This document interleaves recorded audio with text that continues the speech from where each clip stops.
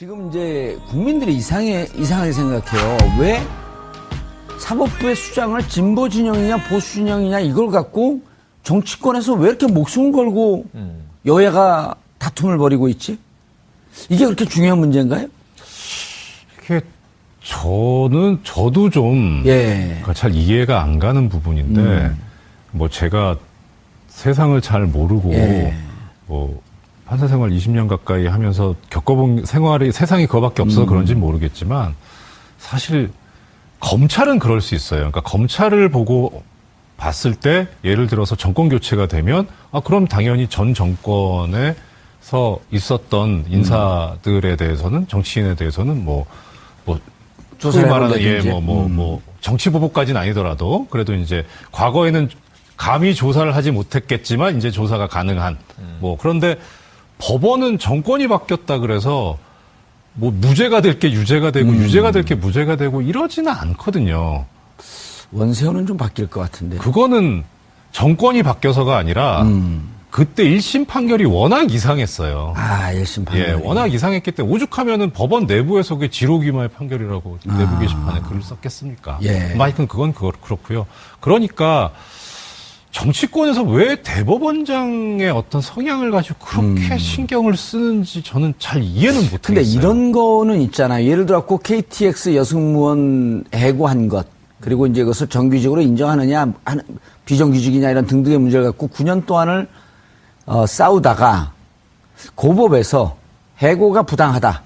정규직으로 인정해야 된다라고 하는 판결이 났는데 대법에서 뒤집힌단 말이에요. 이런 것이 정치적 성향에 따라서 뒤집힌 거 아니냐. 그러니까 그 KTX 여승무원들이 9년 동안을 싸워온 그 눈물의 세월이 한순간에 날아가 버렸단 말이에요. 쌍용차 같은 경우도 마찬가지고. 이런 것 때문에 보수적 성향, 진보적 성향 이런 거가 자꾸만 논란이 되는 거 아닌가요? 그러니까 그것은 결국은 대법원 재판부를 구성하는 대법관들 전체의 문제인 거고 전원합의체 판결이라면 아니면 그러니까 이해의 편의를 돕기 위해서 전원합의체라는 건 지금 대법원 구성하고 있는 대법관들이 13명에서 14명 정도거든요. 14명이죠. 그러면은 그 사람들 전부가 재판에 참여하는 게 전원합의체 판결인데 이게 사실은 원칙적인 모습이지만 이렇게 하면은 대법원의 사건이 워낙 많은데 이렇게 해서는 이제 처리가 안 되니까 3명 내지 4명의 대법관으로 1, 2, 3, 4부. 부를 구성해서 그 부에 있는 대법관들이 의견이 일치되면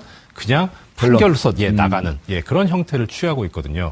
그러니까 조금 전에 말씀하신 KTX 해고 승무원 같은 경우에 그 경우에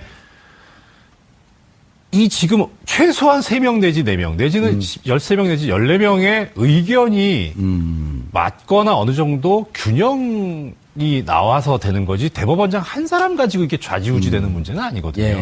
그러니까 크게 봐서 예를 들어서 지금 대법원의 구성 자체가 전체적으로 보수적이다, 진보적이다, 중도적이다 이렇게 표현할 수는 있어요. 그러니까 앞으로 향후 이제 대법원 구성이 바뀌어 나가겠지만 대법관이 이제 계속 교체되니까. 그렇죠. 그런데 예컨대 양승태 대법원장 시절에는 13대 0이었어요. 다 보수적이었어요. 중도라고 볼 만한 사람도 없었어요. 다 보수적 인사들이었다. 그나마 이제 좀 중도적이라고 볼 수 있었던 분이 지금 아까 최초에 말씀하셨던 최근에 대법원장 후보로 물망에 오르신다는 이인복 전 대법관 정도. 그 외에는 정말 속으로 이런 사람도 대법관 하는구나 그런 일선 판사들은 그랬었거든요. 하여튼 그러니까 너무 보수 일색이어도 안 되지만 너무 진보 일색이어도 안 되고 그렇죠. 적어도 어느 정도 그래서 그것이 뭐냐면 사회 전체가 가지고 있는 목소리를 대법원에서 두루두루 이제 투영하고 반영될 수 있게 해야 되는데 그거죠. 최윤 평론가님, 지금 말씀 들어보면 무척 합리적이에요. 그리고 우리 사회의 전체적인 지형이 보수 한 55%에서 60%, 진보 한 40에서 45%, 이쯤 되는, 한 35에서 40, 이쯤 되는 게 우리 사회의 지형이었었는데 이제 촛불 때문에 이게 또 확 바뀌었단 말이에요. 그런데 지난 9년 동안을 보면 대법관 임기도 6년 아니에요? 그렇죠. 그런 사회적 의도를 완전히 무시하고 그냥 보수 일색을 깔았단 말이에요. 그러니까 이거는 사법부를 권력의 신여쯤으로 생각하는. 맞습니다. 그래서 저는 원론적인 말씀을 드리면 아주 이상한 게 우리가 어릴 때부터 대한민국은 민주주의 제도를 가지고 있는데 삼권 분립이에요. 근데 그중에 행정부와 입법부는 국민들이 직접 선거로 뽑아요. 이 민의를 대변할 의원이라든가 혹은 대통령을 직선으로 뽑습니다. 그런데 사법부는 그 3축에서 동등한 축으로 존재하는데 예. 이론적으로는 사실은 다 임명하잖아요.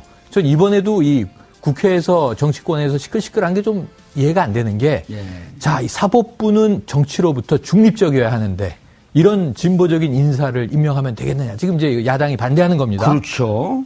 국민들이 뽑으라고 해야죠. 사법부도. 냉정하게 보면 입법, 사법, 행정이 각각 독립적인 권력을 대변하는 축이면 그럼 왜 입법부는 국민 선거를 받고 행정부는 국민 선거를 받는데 사법부는 임명을 합니까? 임명을 하다 보면 그럼 전 진보 정권이 들었으면 진보 성향의 사법부가 구성되는 게 당연한 거고 일반적인 흐름이고 또 보수 권력이 집권했을 때는 보수 성향으로 될 거 아니에요. 따라가는 거잖아요. 초록이 동색이라고.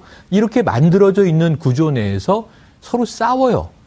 정치적이어서는 안 된다. 그런데 지금 문제는 다 우리가 알지만 야권, 여권이 추천을 하고 임명을 하지 않습니까? 비율을 맞추기 위한 노력을 항상 하지 않습니까?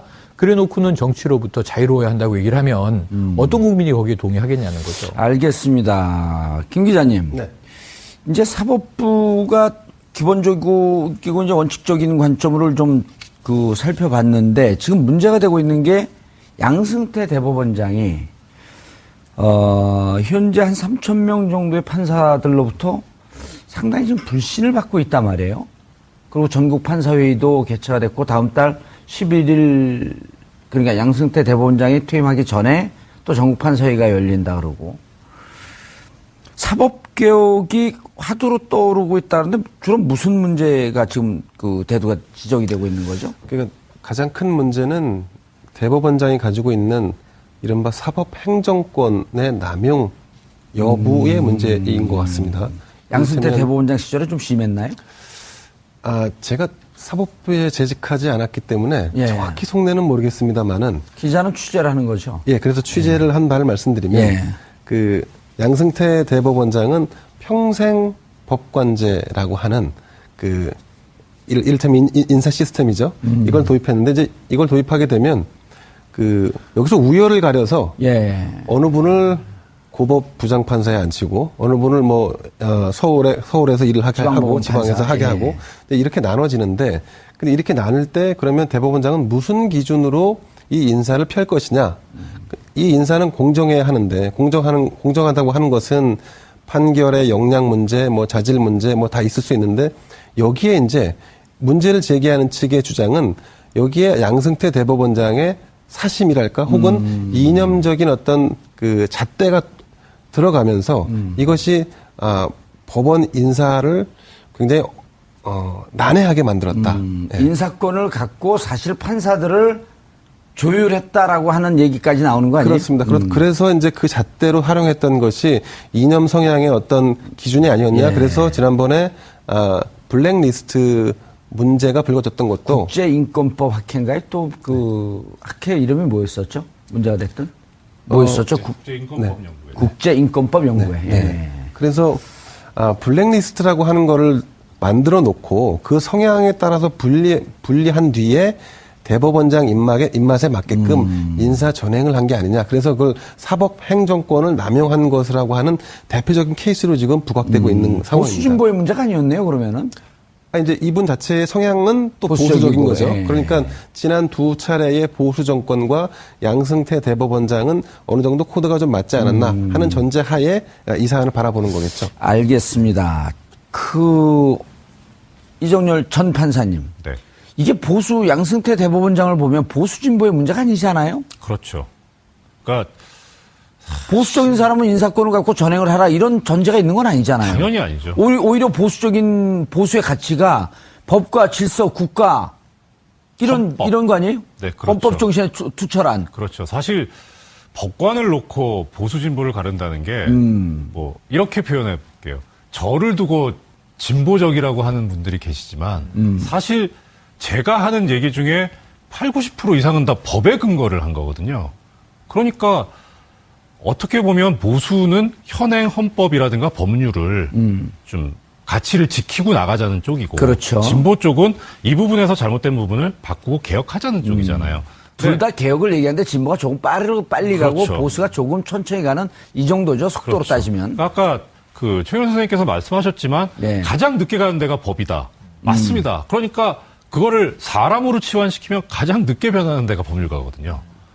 뭐 하여튼 그러니까 그래서 이거는 지금 보수 진보의 문제가 아니라 결국은 양승태 대법관이 예. 대법원장이 취했던. 네, 그렇죠. 그래서 사실 판사회의가 이제 3번째 다음 달에 열리게 되는데 뭐 여러 경로로 저도 이제 뭐 조언을 하고 있지만 지금 문제는 판사회의에서 논의를 해서 결정해야 될 거는 시스템과 제도의 문제이긴 합니다. 근데 지금 시스템과 제도의 문제를 접근하는 데 있어서 현재 불거진 문제들은 시스템과 제도의 문제가 없다고는 말 못하겠으나 가장 직접적이고 핵심적인 원인은 양승태 대법원장이었거든요. 그렇죠. 그 부분에 대해서 사실 판사들이 얘기하기를 꺼려합니다. 그런 정도로 판사들이 이렇게 좀 강하진 않아요. 그리고 게다가 이제 임기도 얼마 안 남았고, 예. 이제 떠날 사람 뭐 굳이 뭐 그럴 필요 있겠냐, 뭐 이런 생각들도 가지고 있고요. 그러니까, 뭐 하여튼, 그래서 방금 전에 말씀하신 대로 이런 블랙리스트 이런 거는 법에 그렇게 하면 안 되게 돼 있어요. 직권남용죄 아닙니까? 그렇게 하는 게. 그럼에도 불구하고 그렇게 한 것은 보수 진보의 문제가 아니라 합법이냐, 적법이냐, 위법이냐의 문제인 거죠. 예. 최영일 평론가님, 블랙리스트 얘기가 자꾸 나왔는데 국제인권법연구회 이분들이 무슨 진보적인 성향이 좀 많긴 하지만 네네. 진보 보수가 다 섞여 있고 그렇죠. 우리 인권의 수준이 어느 정도인지 인권이 잘 발달된 나라의 법률과 케이스를 연구하면서 네. 우리 인권을 좀 업그레이드 시키자. 이런 그렇죠. 취지로 시작된 데 아니에요? 취지는 아주 좋은 거죠. 그리고 그 안에 예. 몸 담고 있는 인물들의 주장이 사실 한 공동체의 주장은 극단적인 좀 빨리 가자. 아까 말씀하신 속도의 문제로 혹은 우리나라의 지금 상황을 보아서 천천히 가자. 이 정도의 차이의 스펙트럼이 있는 거거든요. 그런데 제가 이게 체감되기 시작한 게 방송을 몇 년 하다 보니까 법조인을 많이 뵙잖아요. 예. 그럼 똑같은 법조인인데도 국정농단 사건에 대해서 극과 극의 해석을 어허. 해요. 그래서 대한민국 헌법을 다 공부하신 분이고 사법고시 똑같이 패스하신 분이고 같은 사법연수원에서 기수만 다를 뿐 공부해서 나오신 분인데 결국은 법을 가지고 사회에서 직업적인 전문가로 일을 하다가 예. 갖게 되는 사고방식이 이렇게 극단적으로 다를 수가 있나 놀라는데 그 연구회도 마찬가지입니다. 연구회는 훨씬 느슨한 조직이잖아요. 예. 이게 뭔가 강력한 지원을 받고 기관화, 제도화된 게 아니라 우리가 공부 한번 해보자 모인 분들이니까 첫 번째는 자발성이 있는 분들이라고 우리가 볼 수 있겠어요. 예. 그리고 그 안에서는 좀 이제 과감한 주장을 하는 분으로부터 예. 온건한 주장을 하는 분까지 다양해요. 근데 왜 그분들을 블랙리스트로 그런데 이 넣어놨죠? 연구회에 있는 분들을 블랙리스트에 올렸다? 이것은 뭐냐 하면 올린 분이 권력자잖아요. 사법계 내에선 권력자 아닙니까? 양승태 대법원장이 정점에 있는 거죠. 사법부에. 그럼 이 분은 나는 이들이 주장하는 것보다 더 밖에 있다. 더 느리게 가고 있는데 저들이 주장하는 것들, 주장도 아니죠. 공부하는 것들을 용인할 수 없다. 이건 제가 보기에는 조선시대의 이 사고방식이에요. 공부하는 것도 알겠습니다. 고깝다. 이렇게 보는 것 자체는. 그런데 예. 문제는 이 양승태 대법원장이 그것을 고가울 수는 있으나 고가울 수 있잖아요 마음속으로 이 감치된 어떤 분이 무슨 얘기를 했냐면요 이 특검에게 그런 얘기를 하더군요 이 박 전 대통령 재판에서 사람이 그 이상화 이 전 하나은행 프랑크푸르트 본부장에 대해서 한 말입니다 욕망이나 악심을 마음속에 품었다고 단죄할 수는 없는 거 아니냐 그 말은 맞는 거예요 근데 이게 튀어나온 정황이 입증되면 이건 범죄가 돼버리는 거잖아요 범죄를 상상하는 건 죄가 아닌데 탁현민 행정관 범죄를 실행하면 죄가 되는 거잖아요. 예를 들면. 좌우를 막 넘나드네요. 넘나들죠. 그래서 보면은 제가 보기엔 이 경우 양승태 대법원장은 블랙리스트를 만들었다?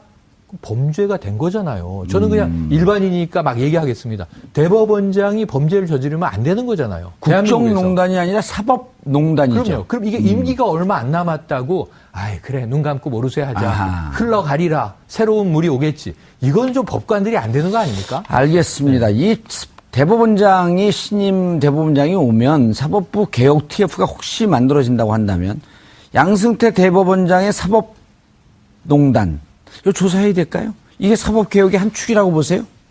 한 축이죠. 그러니까 왜 그러냐면은 뭐 어떤 단죄하고 한 그런 문제가 아니고 그러니까 어떻게 이런 일이 벌어질 수 있었는가. 그러니까 다시 이제 재발이 되면 안 되는 거예요. 그리고 그 리스트를 갖고 판사들의 판결까지도 영향을 미치고 조정을 했다고 한다면 이건 국기문란인데요. 그래 당연히 아니라 그랬어요.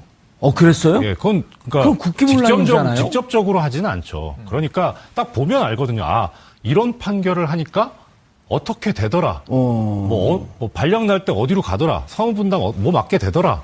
예. 옆에서 보거든요, 판사들이. 아니, 제가 뭘 학습하겠어요. 아까 현장에서 보셨잖아요. 여기 게스트를 어떻게 할지 결정한다니까 바로 하트 쏘잖아요. 예. 그러니까요. 그걸 사례를 쓰실 줄이야.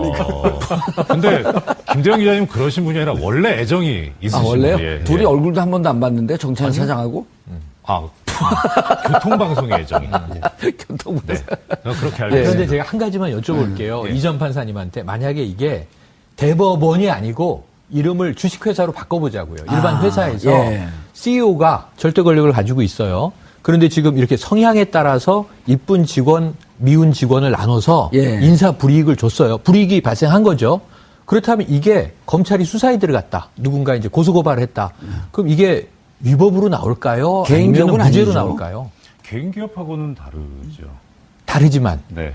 공기업이라고도 치고. 그러니까 뭐 공기업은 안 되죠. 인사 불이익을 줬다라고 하면은 업무 방해가 될 수는 있죠. 네, 그래서 저는 어떤 생각을 하는 거냐면 지금 제왕적 대통령제가 우리 대통령제 헌법의 문제다. 개헌하자. 내년에 개헌하자는 얘기가 있잖아요. 어떻게 권력 분산할 거냐. 정치권의 초미의 관심이잖아요. 제왕적 대통령제를 남용한 전직 대통령이 파면당하는 일을 겪었잖아요. 그럼 이 대법원 안에서 제왕적 대법원장이 말씀하신 위법적인 권력 전횡을 휘둘렀다면 이건 좀 처벌해야 되는 게 미래를 위해서 일벌백계 효과가 있는 거 아닙니까? 당연하죠. 그건 이제 법원 내부에서 해야 될 문제는 아니지 않은가. 아까 질문이 알겠습니다. 그거셔서 그래서 알겠습니다. 말씀하시죠. 사법부 블랙리스트라고 하는 것이 있다. 라고 하는 게 알려져 있는 거잖아요.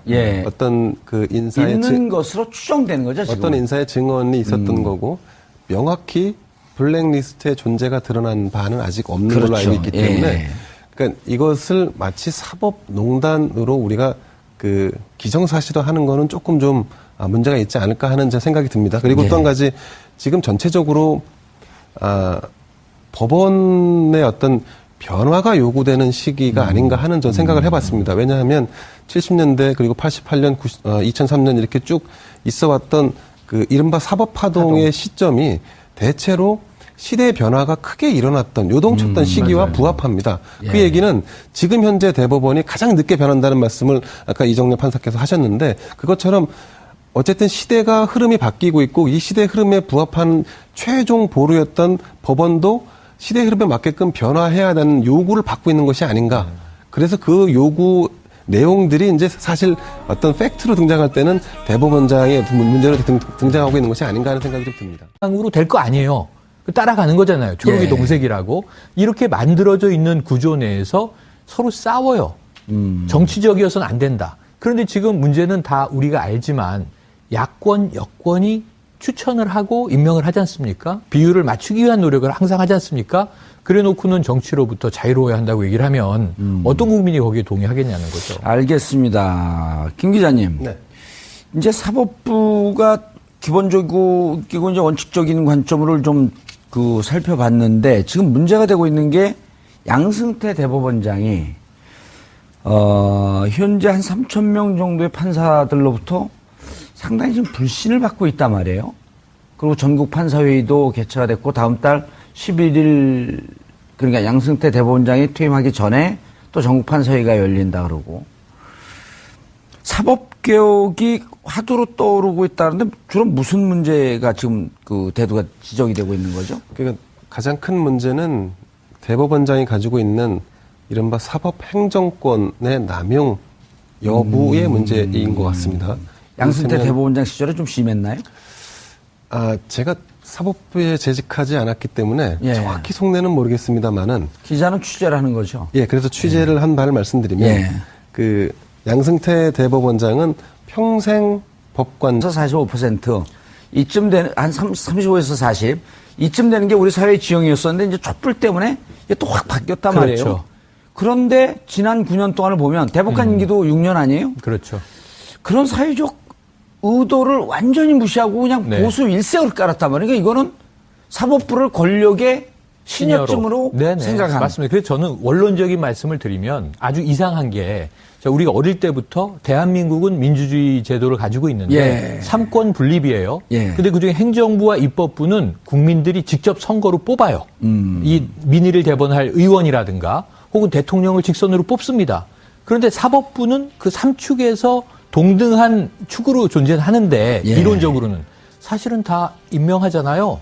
전 이번에도 이 국회에서 정치권에서 시끌시끌한 게 좀 이해가 안 되는 게 자, 이 사법부는 정치로부터 중립적이어야 하는데 이런 진보적인 인사를 임명하면 되겠느냐. 지금 이제 야당이 반대하는 겁니다. 그렇죠. 국민들이 뽑으라고 해야죠. 사법부도. 냉정하게 보면 입법, 사법, 행정이 각각 독립적인 권력을 대변하는 축이면 그럼 왜 입법부는 국민 선거를 받고 행정부는 국민 선거를 받는데 사법부는 임명을 합니까? 임명을 하다 보면 그럼 전 진보 정권이 들었으면 진보 성향의 사법부가 구성되는 게 당연한 거고 일반적인 흐름이고 또 보수 권력이 집권했을 때는 보수 성향. 지금 이제 국민들이 이상하게 생각해요. 왜 사법부의 수장을 진보 진영이냐 보수 진영이냐 이걸 갖고 정치권에서 왜 이렇게 목숨을 걸고 여야가 다툼을 벌이고 있지? 이게 그렇게 중요한 문제인가요? 이게 저도 좀 잘 이해가 안 가는 부분인데 뭐 제가 세상을 잘 모르고 뭐 판사 생활 20년 가까이 하면서 겪어본 세상이 그거밖에 없어서 그런지 모르겠지만 사실 검찰은 그럴 수 있어요. 그러니까 검찰을 보고 봤을 때 예를 들어서 정권 교체가 되면 그럼 당연히 전 정권에서 있었던 인사들에 대해서는 정치인에 대해서는 소위 말하는 정치 보복까지는 아니더라도 그래도 이제 과거에는 감히 조사를 하지 못했겠지만 이제 조사가 가능한 그런데 법원은 정권이 바뀌었다 그래서 무죄가 될 게 유죄가 되고 유죄가 될 게 무죄가 되고 이러지는 않거든요. 원세훈은 좀 바뀔 것 같은데. 그거는 정권이 바뀌어서가 아니라 그때 1심 판결이 워낙 이상했어요. 1심 판결. 워낙 이상했기 때문에 오죽하면은 법원 내부에서 그게 지로기마의 판결이라고 내부 게시판에 글을 썼겠습니까? 하여튼 그건 그렇고요. 그러니까 정치권에서 왜 대법원장의 어떤 성향을 가지고 그렇게 신경을 쓰는지 저는 잘 이해는 못하겠어요. 근데 이런 거는 있잖아요. 예를 들어 갖고 KTX 여승무원 해고한 것 그리고 이제 그것을 정규직으로 인정하느냐 비정규직이냐 이런 등등의 문제를 갖고 9년 동안을 싸우다가 고법에서 해고가 부당하다. 정규직으로 인정해야 된다라고 하는 판결이 났는데 대법에서 뒤집힌단 말이에요. 이런 것이 정치적 성향에 따라서 뒤집힌 거 아니냐. 그러니까 그 KTX 여승무원들이 9년 동안을 싸워온 그 눈물의 세월이 한순간에 날아가 버렸단 말이에요. 쌍용차 같은 경우도 마찬가지고. 이런 것 때문에 보수적 성향, 진보적 성향 이런 거가 자꾸만 논란이 되는 거 아닌가요? 그러니까 그것은 결국은 대법원 재판부를 구성하는 대법관들 전체의 문제인 거고 전원합의체 판결이라면 아니면 그러니까 이해의 편의를 돕기 위해서 전원합의체라는 건 지금 대법원 구성하고 있는 대법관들이 13명에서 14명 정도거든요. 14명이죠. 그러면은 그 사람들 전부가 재판에 참여하는 게 전원합의체 판결인데 이게 사실은 원칙적인 모습이지만 이렇게 하면은 대법원의 사건이 워낙 많은데 이렇게 해서는 이제 처리가 안 되니까 3명 내지 4명의 대법관으로 1, 2, 3, 4부. 부를 구성해서 그 부에 있는 대법관들이 의견이 일치되면 그냥 판결서 나가는 그런 형태를 취하고 있거든요. 그러니까 조금 전에 말씀하신 KTX 해고 승무원 같은 경우에 그 경우에